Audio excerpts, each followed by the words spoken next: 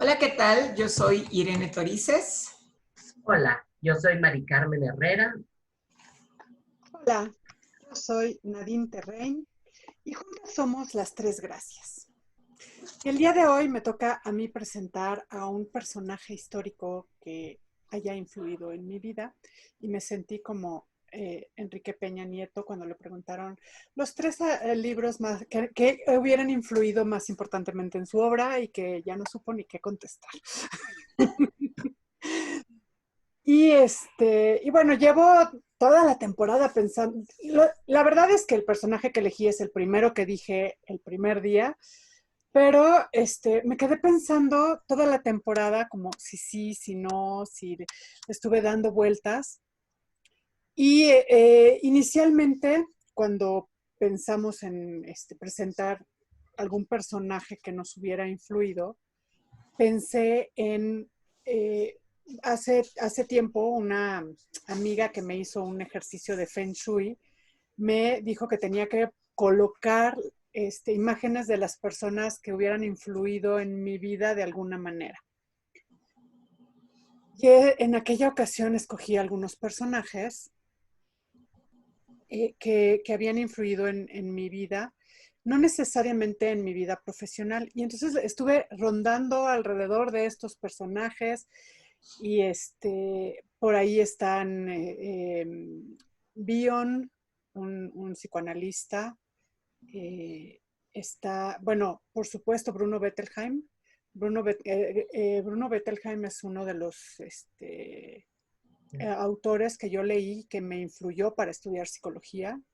Yo dije, yo quiero hacer lo que él hace. Está Bion, que también fue muy, muy importante en mi orientación vocacional y en mi trabajo profesional. Y hay mujeres, pensé, prefiero enfocarme en alguna mujer.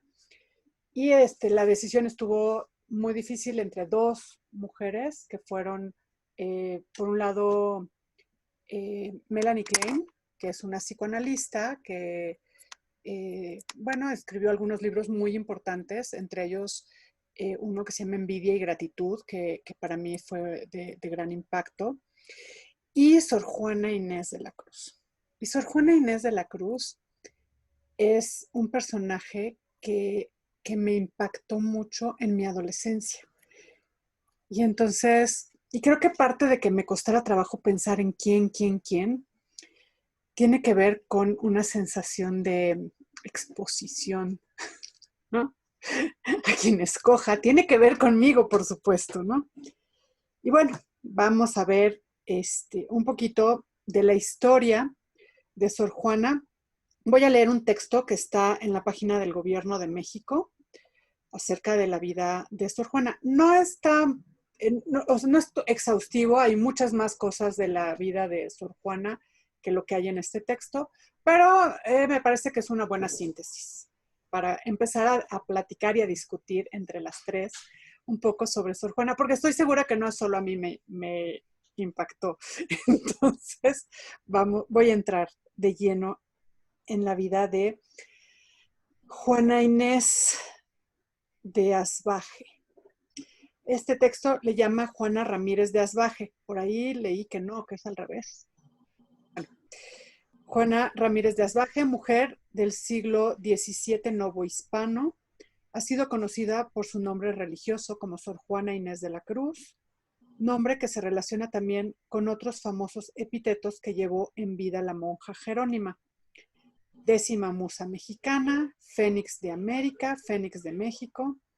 Los años de nacimiento y muerte han sido discutidos. Sin embargo, después de varios estudios, se puede concluir que nació el 12 de noviembre de 1648. Se pensó durante mucho tiempo en la fecha de 1651. Y murió el 17 de abril de 1695. La semblanza familiar de la niña Juana Inés comienza con la llegada de sus abuelos maternos, Pedro Ramírez de Santillana y Beatriz Rendón, quienes al parecer venían de Sanlúcar de Barrameda, Andalucía, y se instalaron entre los pueblos de Huichapan y Yecapixtla. De esta pareja nació entre 11 hijos la que fuera la madre de la poetisa Isabel Ramírez, criolla y letrada nacida en Yecapixtla, quien pasado el tiempo conoció en San Miguel Nepantla al capitán de origen vasco Pedro Manuel de Asbaje y Vargas Machuca, con quien procreó a 3 mujeres, María, Josefa María y Juana Inés.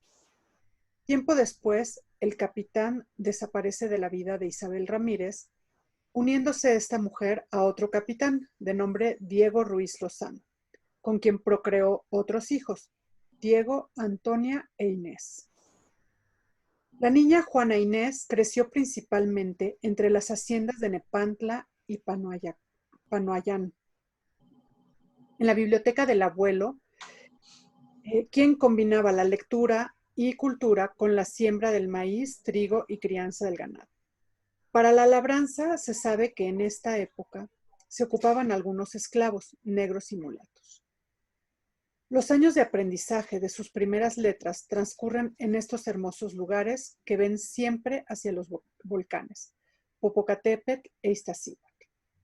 Los abuelos maternos de Juana Inés, Pedro Ramírez de Santillana y Beatriz de los Reyes Ramírez, murieron entre los años 1655 y 1657, haciéndose cargo por completo de las haciendas la madre de Sor Juana. Hacia esos años nacieron sus 3 medios hermanos. Ella compone su primera loa eucarística al Santísimo Sacramento hacia 1656-1657, según datos de su biógrafo, el padre Calleja. Juana Inés pudo haberse trasladado a la capital del reino después de los 8 años de edad, donde la recibe su tía materna, María Ramírez, esposa de Juan de Mata. Sin embargo, se tienen noticias más certeras a partir de los 15 años de la jovencita y sobre todo a partir de que tiene relaciones con la corte virreinal.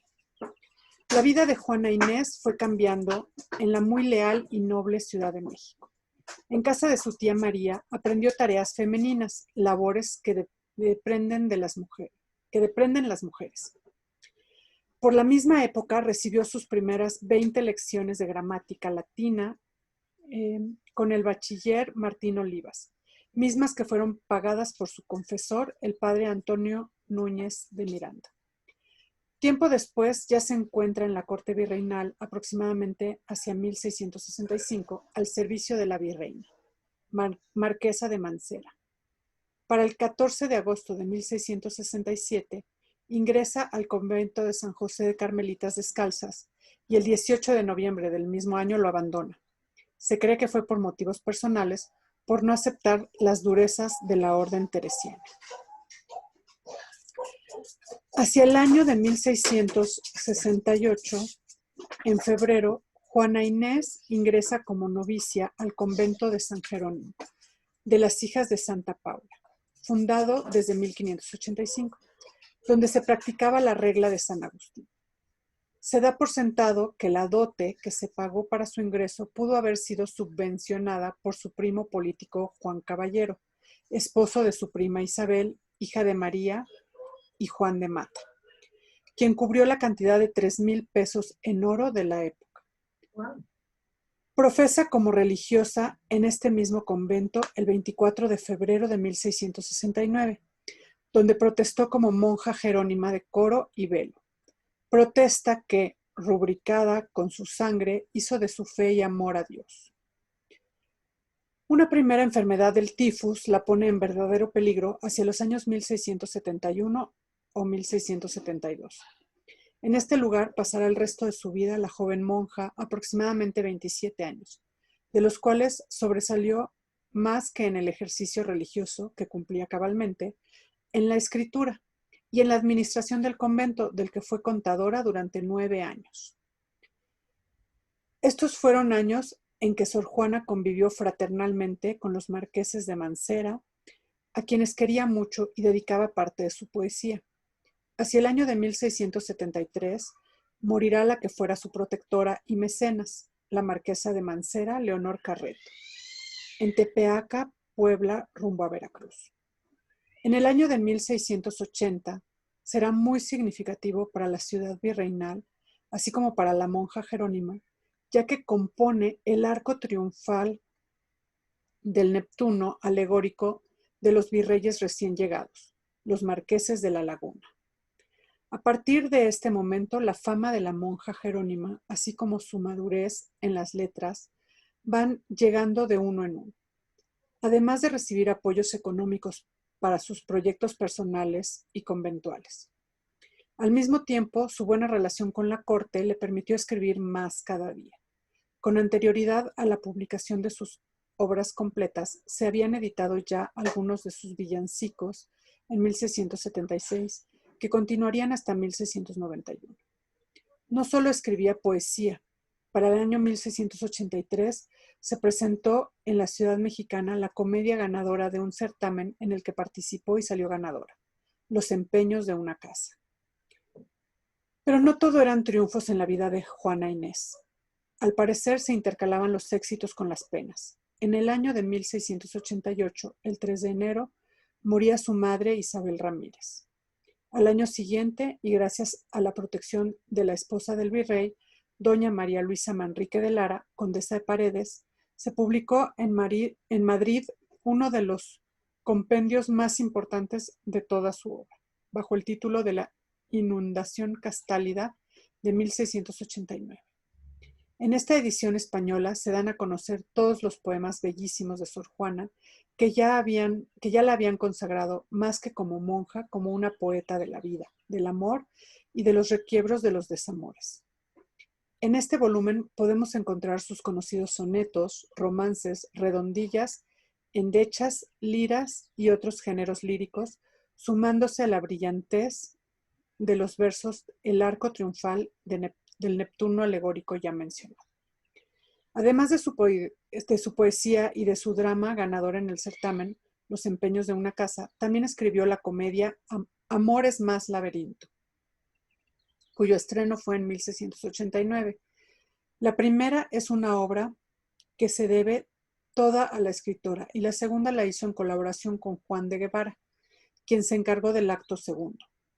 Las dos son típicas comedias de capa y espada, o también llamadas en la península comedias de enredo. Tienen el sabor del verdadero teatro de los siglos de oro españoles, con tintes que van desde el Teatro Nacional de Lope de Vega hasta el teatro más complejo de Calderón de la Barca. De este último dramaturgo español también encontramos correspondencia con el otro gran género trabajado por la Jerónima. Se trata de 3 autos sacramentales que escribiera Sor Juana: El cetro de José, en Madrid, 1692, El mártir del Sacramento San Hermenegildo, también de 1692, y El divino Narciso, publicación en 1690. El primero de los autos sacramentales de carácter bíblico, el segundo histórico y el último mitológico. Sor Juana escribe solo un año después de la inundación castálida la conocida Carta Atenagórica de 1690, cuyo nombre original fue La crisis de un sermón, en donde contesta un famoso sermón del padre portugués Antonio Vieira, predicado en Lisboa desde 1650, y donde replica teológicamente acerca de las finezas de Cristo, carta que le costó un fuerte regaño y duras aseveraciones sobre su vida religiosa y sus ratos de ocio en la escritura por parte del obispo de Puebla, cuyo seudónimo fue para la ocasión del regaño el de Sor Filotea de la Cruz. Para contestar la carta del obispo Manuel Fernández de Santa Cruz, Sor Juana medita y escribe su respuesta a Sor Filotea, el 1 de marzo de 1691. En este interesante texto pueden conocerse varios datos biográficos e intelectuales de Sor Juana desde que era pequeña. En el mismo año de la respuesta, Sor Juana publica en Puebla de Los Ángeles los villancicos a Santa Catarina, exprofesos para la Catedral de Oaxaca. De la misma manera, en la respuesta ella declara haber escrito por propio gusto un papelillo que llaman El sueño. Poema filosófico de 975 versos escritos en una silva que sigue los modelos retóricos de la época y en el que la propia Sor Juana declara que se ha escrito a semejanza de las soledades de Góngora. Poema del poeta cordobés escrito en 1613. No obstante, la intención en el poema de Sor Juana es la de plasmar un viaje del conocimiento y la impotencia de poder poseer todo al final del mundo iluminado. Este mundo iluminado, que quizás era también una forma de nombrar al conocimiento futuro, al siglo que llegaría pronto y del que Sor Juana ya no disfrutaría, el siglo XVIII. Hacia el año de 1692 se publica el segundo volumen de las obras de Sor Juana Inés de la Cruz. Entre este año y el siguiente escribe sus interesantes enigmas para la Casa do Placer de las monjas portuguesas. A partir de esta fecha encontramos ya una separación rotunda y un retiro en la monja escritora. Deja ya de acudir al locutorio e inicia un silencio sin retorno. Por último, en el año anterior a su muerte, el 8 de febrero de 1694, firmó su profesión de fe y ratificó con su sangre sus votos religiosos. Reiteró su defensa de la Inmaculada Concepción. Para el año 1695, el 17 de abril, muere como consecuencia de la típica enfermedad epidémica de la época, el tifus. Muy bien, no se sabía nombrar a la enfermedad, se le comparaba con una enfermedad que azotaba a las plantaciones con manchas fuertes y grandes. Este era el tabardillo tifus o tabardillo. No se sabe, pero ese mismo año murieron 7 religiosas. En el mes de abril fueron 3 de este grupo de monjas. También muere su confesor, el padre Antonio Núñez de Miranda. A Juana Inés se le sepultó en el coro bajo de la iglesia del Templo de San Jerónimo, actualmente ex-templo de San Jerónimo de la Universidad Claustro de Sor Juana, donde ha recibido el nombre de Auditorio Divino Narciso. En 1700 se publicó en Madrid Fama y obras póstumas del Fénix de México, 10ª musa, poetisa americana Sor Juana Inés de la Cruz. Sirve esta sucinta vida de Sor Juana para recordarnos, 325 años después de su muerte, la vulnerabilidad del ser humano, los prodigios, los encantos y toda la sabiduría de nuestra musa fue arrebatada por una epidemia de la cual no pudo escapar por servir a su comunidad dentro del convento. En plena primavera del año 2020, aquí en San Jerónimo, recordamos a la luz de una pandemia que los versos de Sor Juana trascienden más allá de los muros y de las enfermedades. Se proyectan en el corazón, en la gratitud y en el deber ser. En perseguirme, mundo que interesas. Lourdes Aguilar, Salas, abril 2020. Tomado de Antología Sor Juana y su mundo, Universidad del Claustro de Sor Juana, México. Bueno, esta es una pequeña síntesis de la vida de Sor Juana. Seguramente habrá muchas cosas que quedaron fuera. Y quiero leerles, la verdad es que sí quiero leer el clásico. Que todos tuvimos que aprendernos en algún momento en la secundaria o alguna cosa así, ¿no? ¿O me equivoco? Pues depende de cuál vayas a leer. Si el que nos hace sentido a las 3 gracias y a muchas otras mujeres o alguno más. Arguye de inconsecuentes el gusto y la censura de los hombres que en las mujeres acusan lo que acusan. Acusan lo que causan, perdón. Este es el título de esa gran obra que muchas veces nos hemos saltado ese título. Me acuerdo muy bien porque la maestra nos hizo aprendernos desde el título. Hombres necios que acusáis a la mujer sin razón, sin ver que sois la ocasión de lo mismo que culpáis. Si con ansia sin igual solicitáis su desdén, ¿por qué queréis que obren bien si las incitáis al mal? Combatís su resistencia y luego con gravedad decís que fue liviandad lo que hizo la diligencia. Parecer quiere el denuedo de vuestro parecer loco, el niño que pone el coco y luego le tiene miedo. Queréis con presunción necia hallar a la que buscáis, para pretendida tais y en la posesión Lucrecia. ¿Qué humor puede ser más raro que el que, falto de consejo, él mismo empaña el espejo y siente que no esté claro? Con el favor y desdén tenéis condición igual, quejándoos si os tratan mal, burlándoos si os quieren bien. Siempre tan necios andáis que con desigual nivel a una culpáis por cruel y a otra por fácil culpáis. Pues ¿cómo ha de estar templada la que vuestro amor pretende, si la que es ingrata ofende y la que es fácil enfada?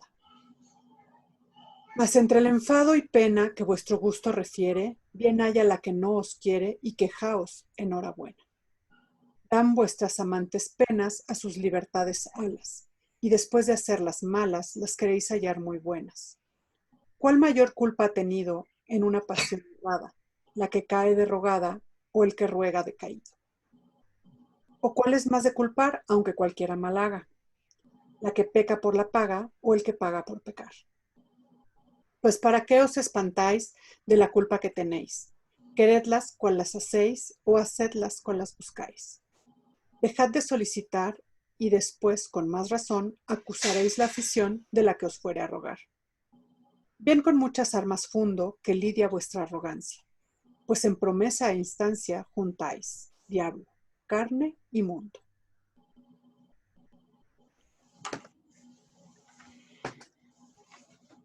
A mí me llama la atención que en esta biografía que se presenta en la página del gobierno, como nos dijiste, no se hable de este intercambio de cartas, nada Sacro. Pues no sé si sacro, pero ligero o cordial, esa era la palabra que estaba buscando. No solamente con el arzobispo, sino con diferentes hombres que pues se oponían de alguna o de otra manera a esta visión liberal que ella tenía del mundo, y no solamente del mundo en el ámbito religioso, sino del mundo de las mujeres en general. Y bueno, ahora que escucho otra vez el hombres necios que acusáis a la mujer sin razón, no sé quién sería Lucrecia, pero sí quién fue Thais.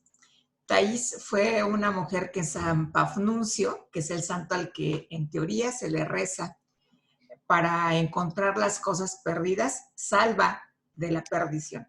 Entonces, por eso es que cuando no encuentras algo que te es muy valioso, le tienes que rezar a San Pafnuncio para que si fue capaz de salvar de la perdición a Santa Thais, que después fue santa, pues aparezca aquello que te es valioso y que está perdido.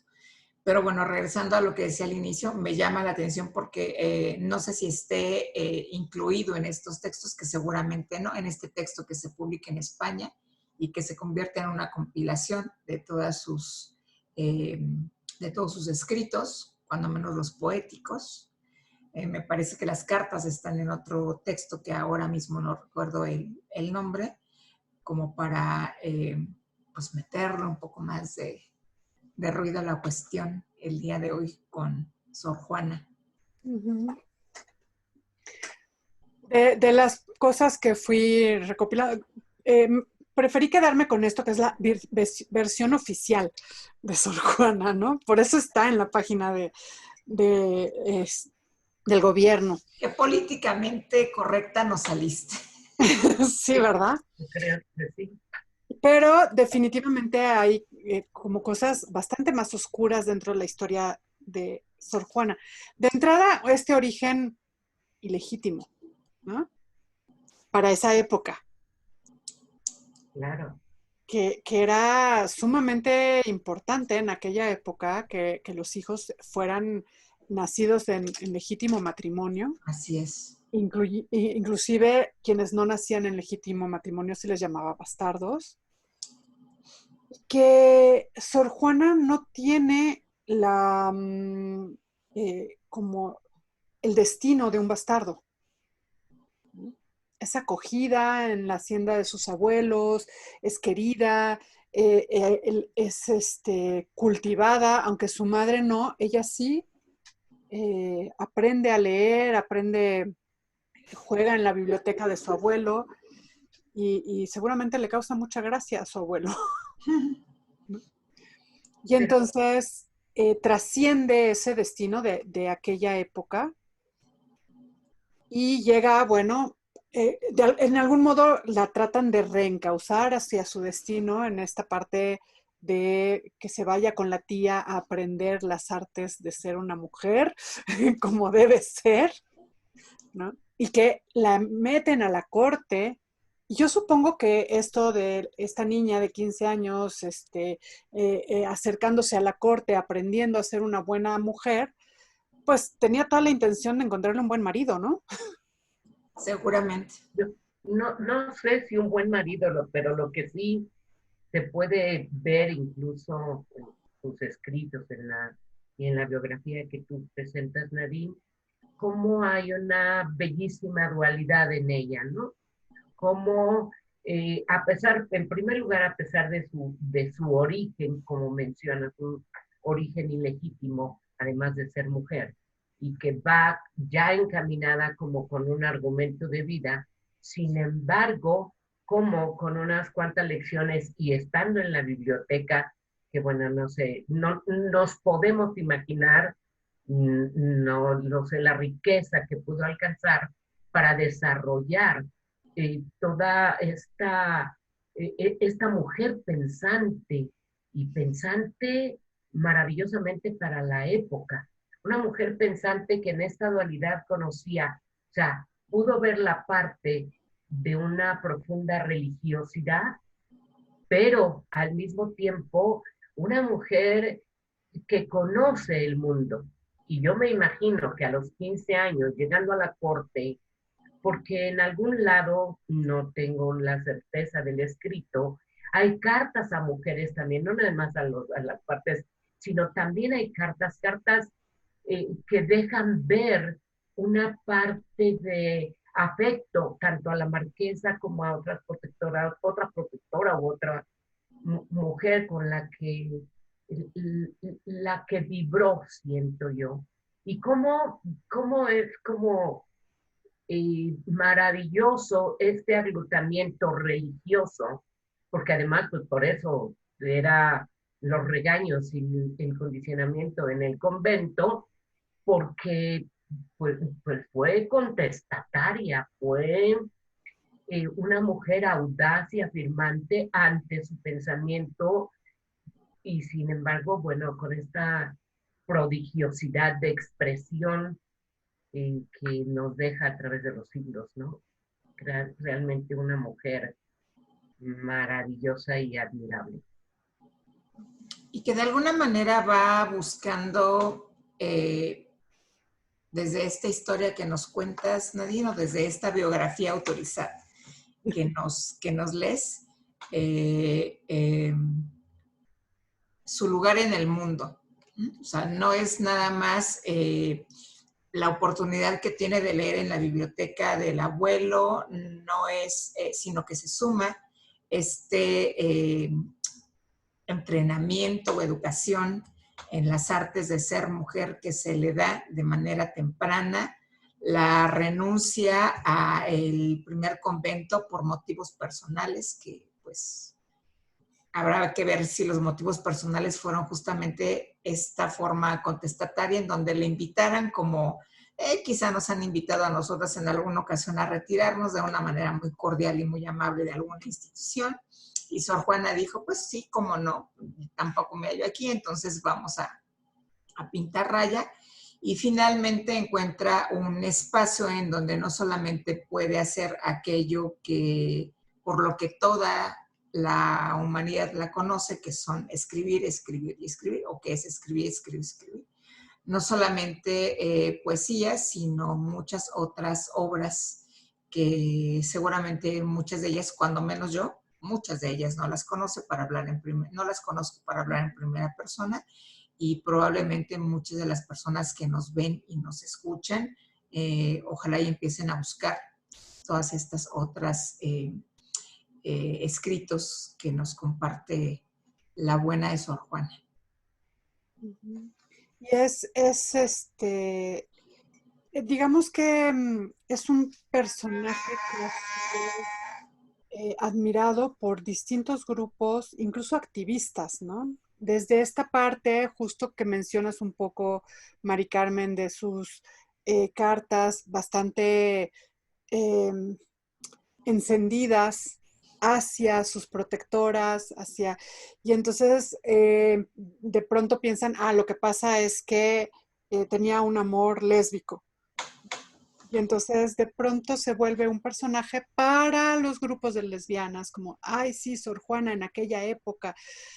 No podemos estar seguras de esto, ni de, obviamente, muchas de las poesías que ella escribió eran por encargo, ¿no? Y entonces, de esta parte tan brillante, el poder escribir cómo entender el amor de otros, obviamente de alguna manera lo podría haber vivido ella, o lo debe haber vivido ella, Claro. en sí misma, no deja de ser un ser humano, pero elige, en su vida va eligiendo cosas distintas, se va dando cuenta, por ejemplo, que en algún punto tiene que elegir entre ser una buena ama de casa, por ejemplo, y escribir. Y esta oportunidad de irse al convento le permite seguir escribiendo. Y eso es lo que le hace no dudar. En el primer convento es probable que fuera un convento un poco más estricto, donde eh, le sugirieran dedicarse a labores más religiosas. Se rompope. Y esto es lo que hace que no sea compatible con lo que ella estaba buscando. Ella estaba buscando, en alguna de los textos que leí, entrar a la universidad disfrazada de hombre. Sí. Llegó a pensar, y seguramente estaba muy enojada con no poder acceder a estas posibilidades por ser mujer. No obstante, tampoco por sí misma podemos decir que fuera una gran feminista, Claro. porque no lo hacía por las demás mujeres, lo hacía por ella. Buscaba ella su desarrollo, su conocimiento, el poder escribir. Ella no estaba buscando algo como por las mujeres. Sin embargo, el poema que leíste sí habla de las mujeres, sí habla y cuestiona al sistema patriarcal en esta dualidad o en esta deidificar a la mujer o satanizarla. Entonces, obviamente no era su intención o lo que buscaba ella. Sin embargo, esta capacidad tan observadora, sagaz, inteligente, pensante, le lleva a cuestionar estas situaciones. No porque haya promulgado a ser feminista, sino, digamos, por sus propias ideas y la manera de observar al mundo. Esa es la parte que seguramente la adoptan o es vista como una feminista, ¿no? Claro. Y Sor Juana, de alguna manera, tiene como muchos privilegios que le permiten ir decidiendo todo esto en su vida, ¿no? Probablemente el hecho de haber sido una mujer criolla, ¿no? Hija de españoles en México, le abrió esa puerta a que no fuera tan importante que fuera una criolla bastarda. Qué feo sonó eso. Pero eran las palabras de la época, ¿no? Y entonces que eso no fuera tan relevante, sino que pudiera ella eh, estar dentro, incluso en un convento, en esa posición en la que logró obtener. Por el otro lado, sí hace pensar en cuántas mujeres que no lograron esos privilegios que fueron convencidas de que lo mejor era casarse y Ser una mujer de bien. ser una mujer de bien, someterse a sus maridos, ¿no? O quedarse en el convento primero de las Carmelitas, ¿no? ¿Cuántas de esas mujeres fueron calladas en la historia? Así es. Y bueno, esta que es una de las obras más conocidas, muy probablemente tiene que ver también con lo que ella vive, como la historia de su mamá. O sea, independientemente de que sí tiene una serie de privilegios por ser esta mujer criolla, yo no sé si verían con tan buenos ojos a la mamá que primero tiene 3 hijas con uno y luego otros tantos con otro, y de ahí sale esto de pues, hombres necios que acusáis a la mujer sin razón, ¿no? Una defensa de la madre. En una defensa justamente de la madre y probablemente también de muchas otras mujeres que conoció durante su trayecto de vida que se vieron en las mismas circunstancias, ¿no? Ella misma, su madre es la fácil y ella es la difícil, Por supuesto, ¿no? por supuesto. Y a ella también se le acusa, por supuesto, por ser difícil, ¿no? Claro, seguramente más de uno habrá reclamado. Incluso desde el gremio sacerdotal, ¿no? También, en primer lugar. Lo que me llama la atención es, imagínate, 3,000 pesos de aquella época para que entrara al convento. Eso es algo Habla de que era ah, una familia pudiente. una familia pudiente, pero además del el condicionamiento de la iglesia, ¿no? Cómo tienes que pagar por el ingreso, una dote. O sea, bueno, sí, te vas a casar con Cristo, entonces tienes que pagar la dote. Eh, Todavía al día de hoy, Mari Carmen. Y si no pagas la dote, entonces te toca ser de las que se dedican a las labores más bajas, digamos, a la limpieza, a atender a las monjas que sí pagaron su dote. ok, bueno. O sea, sí puedes entrar sí puedes ser monja sin pagar dote, pero te toca ser Empezar desde abajo, como se dice en el servicio Fíjate que eso público. nunca lo platiqué con mis alumnas, Agustina, será interesante preguntarles a ver cómo es dentro de la orden de los agustinos, porque tuve varias monjas alumnas, entonces va a ser muy interesante. Sí, sí, sí, yo atendí una paciente, digo, no es de hoy, pero no creo que hayan cambiado en 40 años las Claro, reglas, y ella intentó ingresar al convento y como no había pagado dote, no la dejaban estudiar la prepa. Y por eso se salió del convento finalmente, porque ella quería continuar con sus estudios y le dijeron, no, tú no pagaste dote, tú ve a la cocina. ok. Diario se aprende algo. Sí, entonces, finalmente sí, sí está en un mundo privilegiado, sí está, es parte de la corte. Claro, O sea, entra en la corte, sí como la dama de compañía de la virreina, y ahí es donde se gana mucho de sus favores, quizás en todos los sentidos. Quizá no lo sabemos en Quizá realidad. no lo podemos saber porque ella jamás confesó eso. sin embargo, a lo mejor no importa tanto lo que haya hecho con su vida afectiva eh, Y sexual. y sexual de cualquiera de las formas, sino si eso la llevó a comprender el mundo de la manera en que la comprendió, como para dejarnos ese legado, aleluya. No es significativo. Hay unos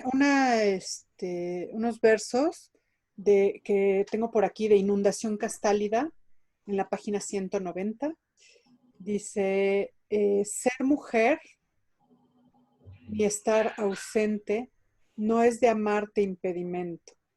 pues sabes tú que las almas distancia ignoran y sexo.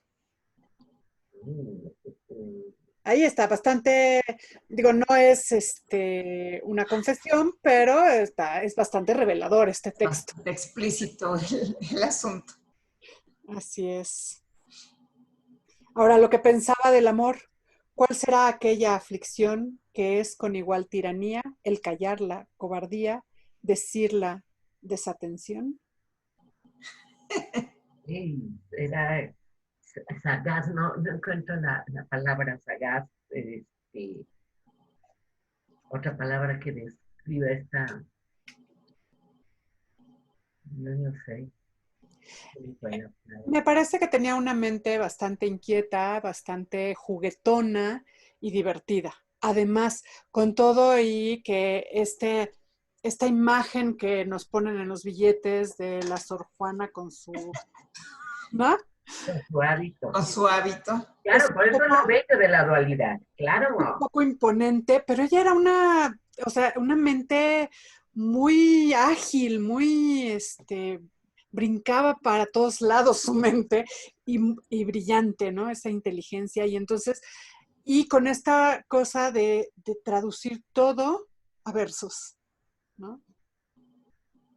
Todo a versos y con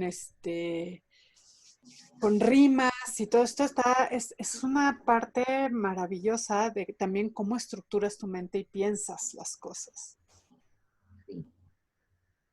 Que al final es de un comentario común, quizá escuchado en los pasillos, reírse un poco y decir, a ver, ¿y esto cómo quedaría escrito? Ir corriendo, ¿no? O traer su libretita como hacen los detectives y de inmediato escribirlo y transformarlo en un verso, Uh-huh. por breve que esté fuera. Parte de los poetas o de la gente que escribe poesía, lo que hace es como, curiosamente, como condicionar su mente y a lo mejor ni siquiera lo necesitan apuntar, sino ya lo van pensando en verso. Se va como condicionando el cerebro, y te digo porque yo tengo un hermano poeta, y es como esta parte de condicionamiento, la ha escrito mucho, ha sido profesor de español, pero y escribe verso, yo le digo que publique, pero muy, así es como se aprende a pensar. Así como cuando aprendes inglés, aprendes a pensar en inglés, así es exactamente igual en verso. Y creo que es la parte del don que tiene, ¿no? Es como un don, ¿no?